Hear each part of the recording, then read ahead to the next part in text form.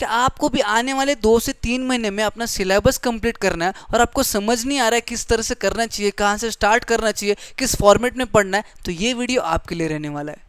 नमस्कार दोस्तों, मैं सौरभ एडुगाता में आप सबका स्वागत करता हूं। तो बेसिकली दिवाली के बाद क्लास 10 के बच्चों का काफ़ी सिलेबस बच चुका होता है। बोर्ड एग्जाम्स की जब प्रिपरेशन कर रहे होते हैं तो दिवाली के बाद कुछ बच्चों का 75% सिलेबस बच जाता है, कुछ बच्चों का 50% बच जाता है, कुछ बच्चों का 25% बच जाता है। तो ये 2 से 3 महीने की पीरियड में किस तरह से ये जो बचा हुआ सिलेबस है उसको कंप्लीट करा जाए, वो आज की वीडियो में डिस्कस करेंगे। किसी प्रकार का शॉर्टकट तो नहीं बताऊंगा, बट पढ़ने का सही तरीका जरूर बताऊंगा, जिसमें मैं 6 एस्पेक्ट्स डिस्कस कर रहा हूं। तो मैं ये रिक्वेस्ट करूंगा कि वीडियो को लास्ट तक जरूर देखिएगा।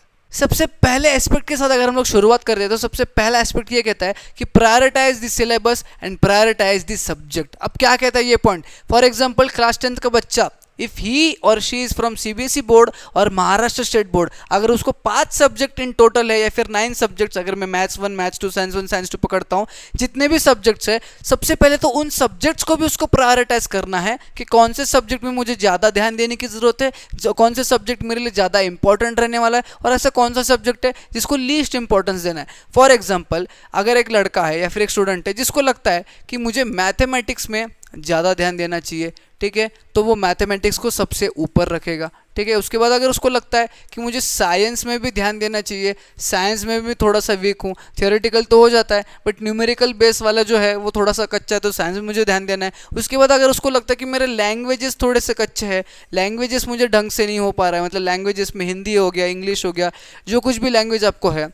उसके बाद अगर उसको लग रहा है कि एसएसटी सोशल स्टडी, जिसमें हिस्ट्री, पॉलिटिकल साइंस, इकोनॉमिक्स और आपका ज्योग्राफी रहने वाला है, उसमें थोड़ा सा कम ध्यान दिया तो भी चलता है। वाई? बिकॉज मुझे पता है कि किस तरह से पढ़ना है इन सब्जेक्ट्स को और मैं उस फॉर्मेट में पढ़ के उन सब्जेक्ट्स को जल्द से जल्द कवर कर सकता हूँ, तो वो एसएसटी जो है वो लास्ट में उसको रख सकता है। तो इस फॉर्मेट में डिक्रीजिंग ऑर्डर में वो प्रायोरिटाइज कर सकते हैं उनके सब्जेक्ट्स को। सब्जेक्ट्स के बाद सिलेबस को भी प्रायोरिटाइज करना बहुत ज़रूरी है। अगर मैं मैथमेटिक्स इस सब्जेक्ट की बात करूँ तो मैथमेटिक्स में ऐसा कौन सा चैप्टर है जिसे मुझे ऊपर प्रायोरिटाइज करना है, ऊपर रखना है, उसके बाद कौन सा, उसके बाद कौन सा। अब देखो, सबसे पहले तो सब्जेक्ट किस तरह से प्रायोरिटाइज करोगे, कौन से बेसिस पे प्रायोरिटाइज करोगे। अभी हाल ही में आपके हाफ ईयरली एग्जाम्स हुए होते हैं, तो उसके मार्क्स के बेसिस पे आप जज आउट कर सकते हो, मतलब जज कर सकते हो कि कौन सा सब्जेक्ट ऊपर, उसके बाद कौन सा, उसके बाद कौन सा। और सिलेबस कौन से बेसिस पे आप प्रायोरिटाइज करोगे, तो सिलेबस को प्रायोरिटाइज करने के लिए बहुत सारी चीज़ें हैं, जैसे कि टाइम ड्यूरेशन, कौन सा टॉपिक कितना ज़्यादा टाइम ले रहा है, कितना ठीक ठाक टाइम ले रहा है, कितना कम टाइम ले रहा है, या फिर वेटेज की बेसिस पे कौन सा टॉपिक है जिसका वेटेज ज़्यादा है, जिसका वेटेज ठीक ठाक है, जिसका वेटेज बहुत कम है। या फिर आप डिफ़िकल्टी लेवल पे भी प्रायोरिटाइज कर सकते हो, कौन सा टॉपिक डिफ़िकल्ट है, कौन सा चैप्टर डिफ़िकल्ट है, कौन सा चैप्टर ठीक ठाक है, मॉडरेट है, और कौन सा चैप्टर बहुत ज़्यादा ईजी है। इसकी बेसिस पे भी आप जो है वो प्रायोरिटाइज कर सकते हो। किसी भी बेसिस पे करो, बट प्रायोरिटाइज करना बहुत ज़्यादा ज़रूरी है। समझ में आ गया? इस प्रायोरिटाइजेशन की मदद से आपका प्रिपरेशन थोड़ा सा मक्खन जैसे होने वाला है, और आने वाले 2 से 3 महीने का जो टारगेट है, उस टारगेट में आपका जो सारे चैप्टर्स है वो कवर जरूर होने वाले हैं। नेक्स्ट एस्पेक्ट की अगर बात करें तो you have to analyse your previous paper. जितने भी 3 से 4 साल, 4 से 5 सालों के प्रीवियस ईयर पेपर्स है, उनको एनालाइज करना है, उनको क्वेश्चंस को एनालाइज करना है, और उनके क्वेश्चंस को कुछ इस प्रकार से क्लासिफाई करना है। कैसे प्रकार से, अभी बताता हूँ। जैसे कि उनमें से ईजी क्वेश्चंस कैसे होते हैं आपको देखना है, कितने मात्रा में ईजी क्वेश्चंस पूछे जाते हैं ये भी आपको देखना है, मॉडरेट लेवल के क्वेश्चंस कैसे होते हैं, कितने मात्रा में पूछे जाते हैं, डिफिकल्ट क्वेश्चंस कैसे होते हैं, उसके बाद रिपीटेटिव क्वेश्चंस कितने होते हैं। रिपीटेटिव, हर बार क्वेश्चंस रिपीट नहीं हो सकते, बट वो क्वेश्चन जिस टॉपिक पे पूछा जा रहा है वो टॉपिक रिपीटेटिव हो सकता है। तो वो कौन सा टॉपिक है जिसपे बार बार हर साल क्वेश्चन पूछा जा रहा है, क्वेश्चन घुमा फिरा के पूछा जा रहा है, बट आंसर हमसे सेम ही एक्सपेक्ट करा जा रहा है, ऐसा कौन सा टॉपिक है ये भी आपको उससे पता चल जाएगा। उसके बाद नॉन रिपीटेटिव कौन से, यानी कि नए नए टॉपिक्स पे नए नए फॉर्मेट में ऐसा कौन सा क्वेश्चन हर साल नया आ रहा है, वो आपको देखना है। और ऑप्शंस में कितने क्वेश्चन पूछे जाते हैं वो भी देखने। फॉर एग्जाम्पल, साइंस के 2 चैप्टर्स कंसिडर कर लो जिसके लो वेटेजेस है, ठीक है। अब 2 चैप्टर्स में से 3 टॉपिक्स पे ही आपको क्वेश्चंस पूछे जा रहे हैं, ये आपने देखा है। अगर आप उन 3 टॉपिक्स को एक चैप्टर के और दूसरे 3 टॉपिक्स दूसरे चैप्टर के कर लेते हो तो वो 2 चैप्टर खत्म हो गए, हम लोग कंसिडर कर सकते हैं। अगर वो 3 टॉपिक्स में से, यानी कि 6 टॉपिक्स में से 2 क्वेश्चंस भी पूछे जाते हैं, तो 6 में से 2 डिफरेंट क्वेश्चंस भी पूछे जाते हैं, जिसमें से एक आपको अटेम्प्ट करना है, वो तो आप कर ही सकते हो। तो ये सारे चीज़ों की मदद से आपकी प्रिपरेशन जल्दी होने वाली है और बढ़िया तरीके से होने वाली है। ठीक है, थोड़ा सा स्मार्ट स्टडी करना सीखो। अब वो डोंकी वर्क करने का टाइम बचा नहीं है हमारे पास। स्मार्ट स्टडी कुछ इस प्रकार से करना है, इस प्रकार से क्वेश्चंस को एनालाइज करो और फिर आप जो है डिसाइड कर लो कि किस प्रकार से आपको पढ़ना है। और पीवाईक्यूज को साथ में रखना, पीवाईक्यूज को ज़्यादा फोकस करना, पीवाईक्यूज पर ज़्यादा फोकस करना, because with the help of PYQs आपका पेपर फॉर्मेट जो है, आपका पेपर पैटर्न जो है, आपको पेपर किस तरह से पूछा जाने वाला है उसका एक रफ आइडिया आपके दिमाग में छप जाने वाला है। लगभग 80% ऑफ द पेपर आपके दिमाग में पहले ही छपेगा अगर आप पीवाईक्यूज को साथ में लेके पढ़ाई करते हो। समझ में आ गया आपको? नेक्स्ट चीज़ की अगर हम लोग बात करें तो you have to set your timeline during the preparation. जैसे कि सबसे पहले मैंने कहा प्रायोरिटाइज करो सब्जेक्ट्स को, टॉपिक्स को। उसके बाद मैंने कहा कि क्वेश्चन पेपर को एनालाइज करो, क्वेश्चंस को एनालाइज करो, ताकि आपको पता चले कि आपका प्रिपरेशन किस प्रकार से रहने वाला है। ये सारे चीज़ों को करने के लिए एक टाइमलाइन तो होना बहुत ज़्यादा ज़रूरी है। ऐसा नहीं है कि आज मन किया, सुबह उठ गए, मैथ्स पढ़ा, 2-3 घंटे पढ़े, फिर सो गए, फिर मन नहीं कर रहा है, कल कहीं और घूमने गए, फिर परसों मन किया तो हिस्ट्री उठाया, 2 टॉपिक पढ़ा, 2 घंटे पढ़ा, छोड़ दिया। इस प्रकार से नहीं चलने वाला है। टाइम पहले ही बहुत कम है और आपके सपने भी बहुत ज़्यादा बड़े, इसीलिए आपको एक टाइमलाइन रखना बहुत ज़्यादा ज़रूरी है, जिसमें सबसे पहले आपको टाइम डेडिकेट करना है कि कितने टाइम के लिए मैं हर रोज पढ़ूंगा। एक रफ टाइम रख दीजिए। ठीक है, फिक्स टाइम नहीं है तो रफ टाइम रख दीजिए। देख भाई, देखो 4 से 5 घंटा पढ़ना ही पढ़ना है। ठीक है, फिक्स टाइम मत रखिए 4 घंटा यानी 4 ही घंटा, नहीं। क्यों नहीं रखना है ऐसा मैं आगे बताऊंगा। तो एक टेंटेटिव टाइमलाइन रखिए कि 4 से 5 घंटे, 4 से 6 घंटा मुझे पढ़ना है। उसके बाद कितना सिलेबस आपको पढ़ना है, 50% है या 75% है या 25% है या 40% है, जो भी है, और उसमें कितने टॉपिक्स है, ये सारी चीज़ें आपको लिख के रखनी है इस टाइमलाइन में। ठीक है, जब तक वो टॉपिक्स आपके आंखों के सामने आते नहीं है तब तक आपको उसका इंपॉर्टेंस पता नहीं चलेगा। वो कहीं पे लिख के अपने नोटबुक में अंदर रख दिया बैग में तो आपको किसी प्रकार का इंपॉर्टेंस रहने नहीं वाला है। आप एकदम निवांत चिल करते रहोगे।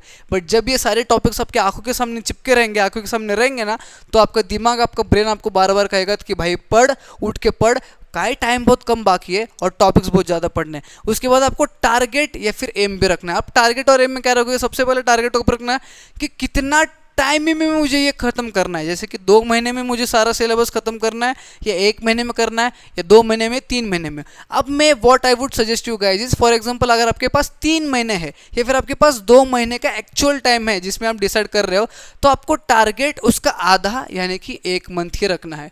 आपको टारगेट यही सोचना है कि आने वाले 1 महीने में मुझे पूरा का पूरा सिलेबस खत्म करना है। जब आप टारगेट आधा कर लोगे ना, तब आपकी पढ़ने की स्पीड और डेडिकेशन जो है वो बढ़ जाएगा। अगर आप लिख के रखोगे ना मेरे पास 3 महीने है पढ़ने के लिए, तो आपका दिमाग कहेगा यार 3 महीने बहुत टाइम है, अभी क्या पढ़ रहा है, अभी सो जा, अभी गेम खेल ले, अभी ये मूवी देख ले, नया सीरीज आए वो देख ले।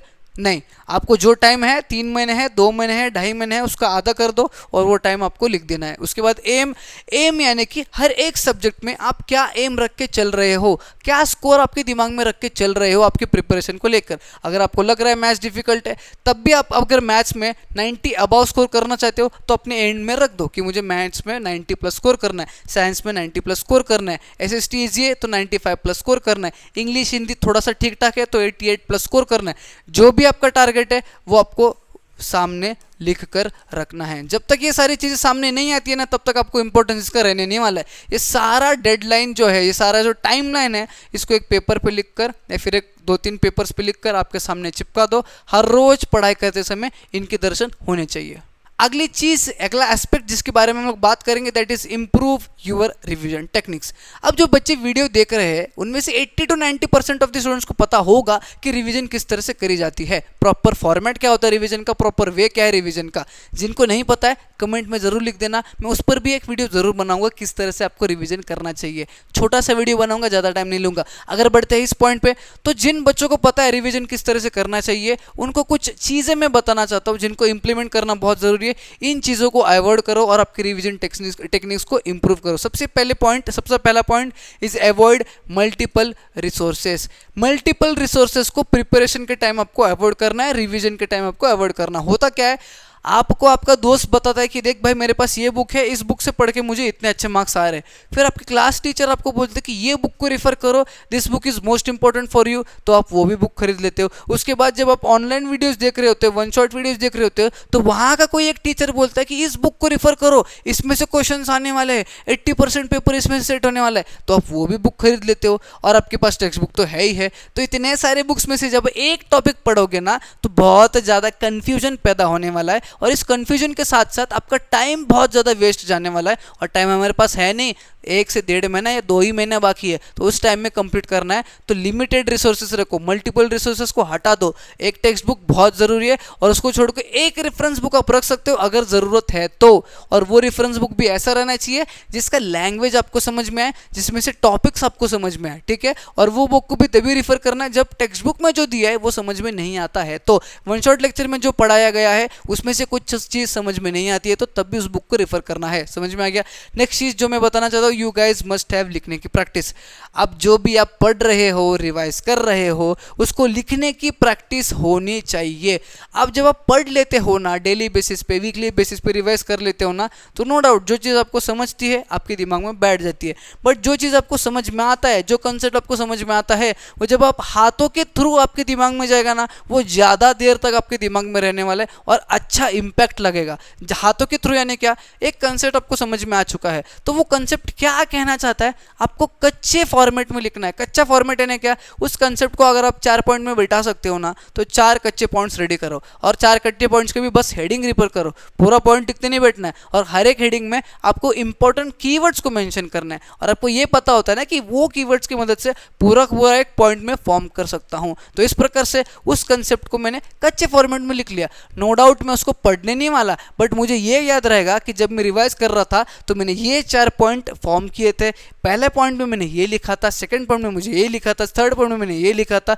ये आगे जाके आपको मदद करेगा, इसलिए आपको ये चीज़ करनी है। अगर ये चीज़ नहीं होती है तो you guys can prepare your own flow chart या फिर माइंड मैप। एक कंसेप्ट है, उसका फ्लो चार्ट बनाइए। ये टॉपिक का नाम है, उस टॉपिक में ये 2 चीज़ें दी गई थी, इस चीज़ में इतने क्लासिफिकेशन होते हैं, इस चीज़ में इतने क्लासिफिकेशन होते हैं, हर एक क्लासिफिकेशन का ये एग्जाम्पल है। इस फॉर्मेट में भी आप आपका जो है वो लिखने की प्रैक्टिस कर सकते हो। कुछ भी करो बट लिखने की प्रैक्टिस होनी ही चाहिए। बस पढ़ के जाओगे कुछ होने नहीं वाला है। समझ में आ गया। नेक्स्ट चीज़ जो आपको करना है, रिफर बढ़िया से नोट्स। ये रिफर बढ़िया से नोट्स कब करना है, जब आप पूरा का पूरा चैप्टर पढ़ लोगे। आप जब पूरा का पूरा चैप्टर कंप्लीट कर लोगे, या फिर किसी चैप्टर का वन शॉट लेक्चर जब आप देख के ख़त्म कर लोगे, तो उस चैप्टर को रिवाइज करने के लिए डेली रिवीजन के बेसिस पे, वीकली रिवीजन के बेसिस पे, मंथली रिवीजन के बेसिस पे एक नोट्स तो आपके साथ रहना ज़रूरी है ही है। क्योंकि जब आप रिवाइज कर रहे होते हो ना, तो आपके पास उतना टाइम नहीं होता है जितना टाइम आप चैप्टर पढ़ते समय होता है। आपके पास टाइम कम है आपके पास, और उस कम टाइम में जितना भी आपने पढ़ा है, जितना भी आपने समझा है, जितना भी आपने लिख के प्रैक्टिस किया है, उसको एक ग्लांस में बस समराइज करना है। एक नोट्स रहना चाहिए, सिंपल लैंग्वेज में होगा, बढ़िया होगा। नोट्स आपको काफ़ी रिसोर्सेज से अवेलेबल हो सकते हैं। नेक्स्ट पॉइंट जो मैं कहना चाहता हूँ, दैट इज़ अवॉइड प्रोकास्टिनेशन। ये पॉइंट यहाँ पर क्यों आया सर, जब आप रिविजन कर रहे होते हो ना, काफ़ी बच्चे प्रोकास्टिनेट करते हैं। आज 3 टॉपिक की रिवीजन करना था, आज मन नहीं कर रहा है यार, छोड़ देता हूँ, कल कर लेता हूँ रिवीजन।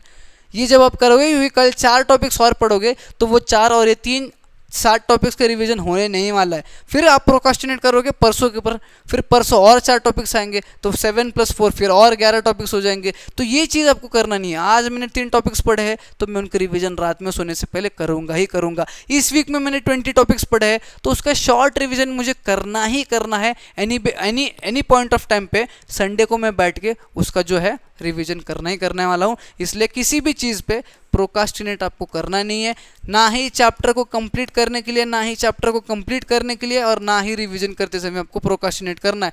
क्योंकि टाइम आपके पास बहुत कम है, टाइम का डेडलाइन है, 1.5 महीने से 2 महीना आपके पास बचा है। इन दिनों में अगर आप प्रोकास्टिनेट करते हो तो आपका पूरा सिलेबस कंप्लीट नहीं होने वाला है।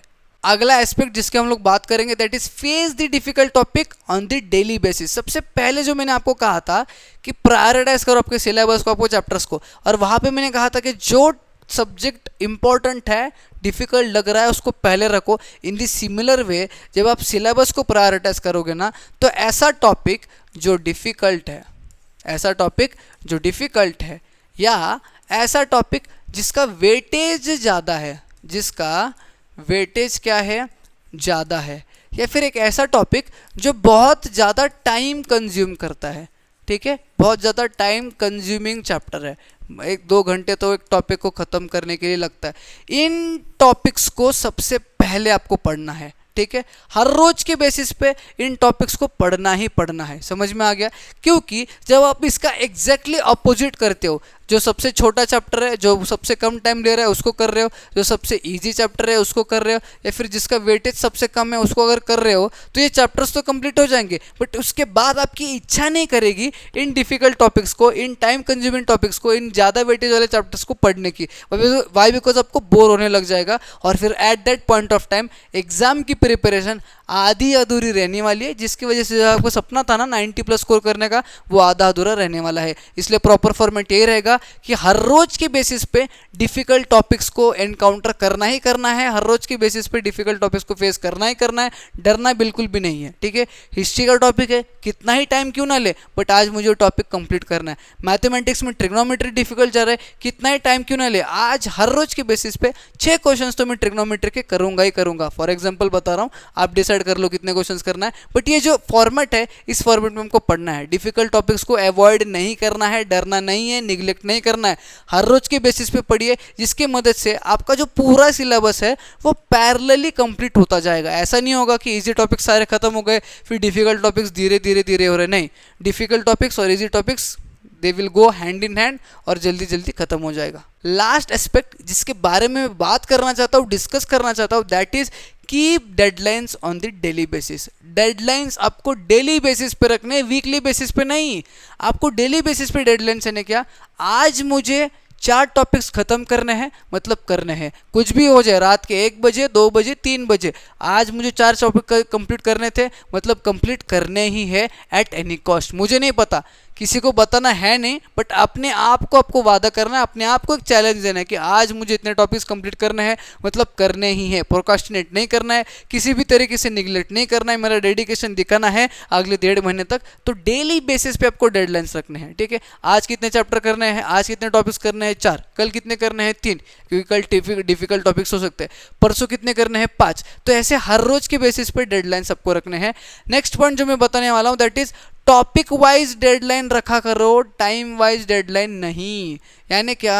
टाइम वाइज डेडलाइन यानी क्या? जैसे कि आपने मान लिया, आपने डेडलाइन में रखा कि हर रोज मुझे 5 घंटे पढ़ने हैं, हर रोज मुझे 3 घंटे पढ़ने हैं, तो ये टाइम वाइज डेडलाइन आपको नहीं रखना है। वाई? बिकॉज एक समझो कोई डिफिकल्ट टॉपिक, एक बोरिंग सा टॉपिक, आपका मन नहीं है, तभी भी पढ़ रहे हो, एक ऐसा टॉपिक अगर आप लेके बैठोगे तो आप ये सोचोगे कि भाई 3 घंटे कब खत्म हो गए, अभी तो 1 घंटा खत्म हुआ है, 2 घंटे बाकी है, फिर आप कुछ ना कुछ टाइम पास करोगे, फिर देखोगे हाँ आधा घंटा बाकी है, तो आधे घंटे में कुछ पढ़ने का नाटक करोगे, फिर बोलोगे हाँ चलो आज का घंटा, आज का टाइम जो है वो 3 घंटे का हो गया, अब मैं जाता हूँ कुछ और कर लेता हूँ। ये टाइम वाइज डेडलाइन रखोगे, वो डिफिकल्ट टॉपिक जो पढ़ रहे थे वो तो खड्डे में चले जाएगा। इसलिए टॉपिक वाइज डेडलाइन रखो। टॉपिक वाइज कौन सी भी हालत में मुझे आज ये 2 टॉपिक कंप्लीट करने ही करने हैं, कितना ही टाइम क्यों ना लगे, 2 घंटे क्यों ना लगे, 3 घंटे क्यों ना लगे, 6 घंटे क्यों ना लगे, 7 घंटे क्यों ना लगे, आज मुझे ये कंप्लीट करना ही करना है। कुछ इस प्रकार से आपको डेडलाइन रखना है।